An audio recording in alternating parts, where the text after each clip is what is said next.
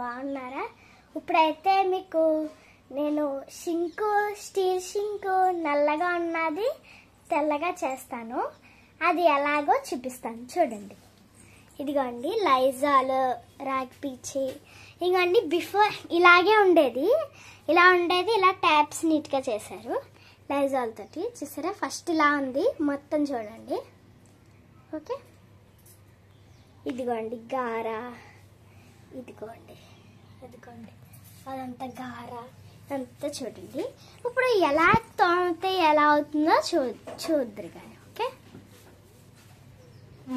ఆ చివర్ల షింక్లోని కొంచెం మనకి లైజాల్ వేసుకోవాలి.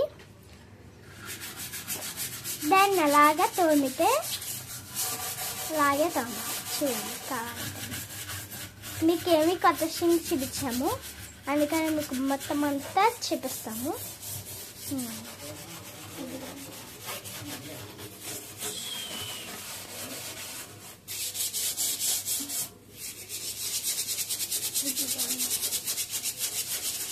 అలా మూలన ఉన్న గారాలంతా ఒక్కసారి అలా అనేసుకొని నీట్గా ఇలా పోసేసుకొని అంతే.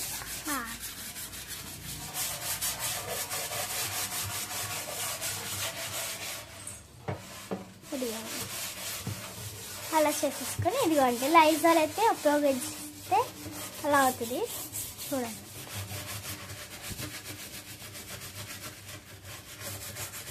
నన్ను ఇదిగోండి ఆ మధ్యలో పఫ్ ఉంది కదా, పఫ్ కూడా తీసుకోవాలి.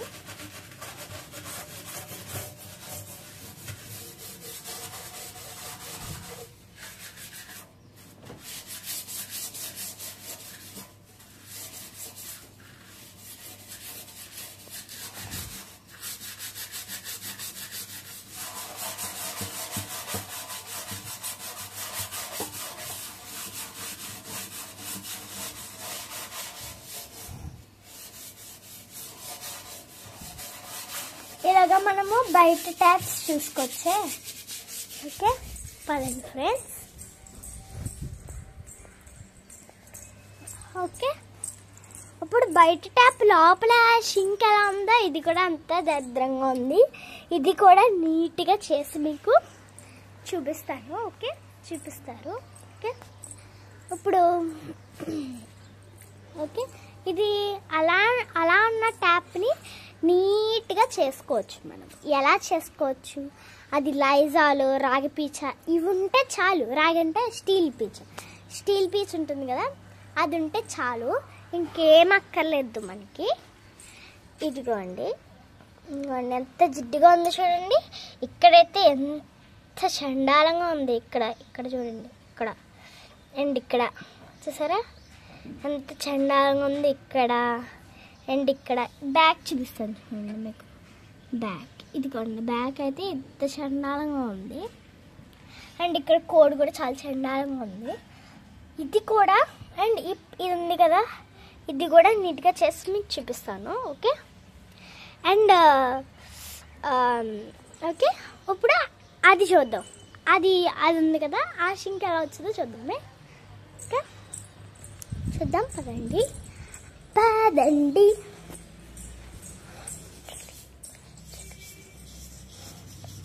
ఇదిగోండి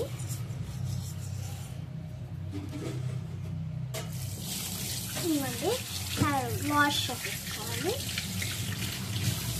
ఆ పఫ్ అయితే తోడలేదు అనుకుంటా.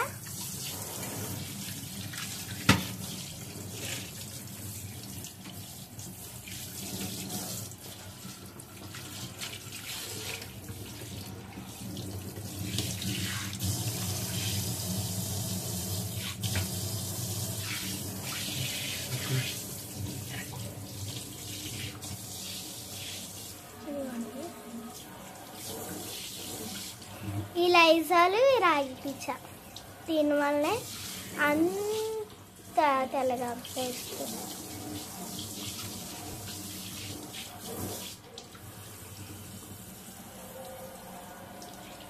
ఇదిగోండి, ఇవి 2 ఉంటే మనము అన్నీ చేసేయచ్చు. అంటే స్టీల్ అన్నీ ఇలా తెల్ల తెల్ల తెలిసేలా చేసుకోవచ్చు. Bye bye friends.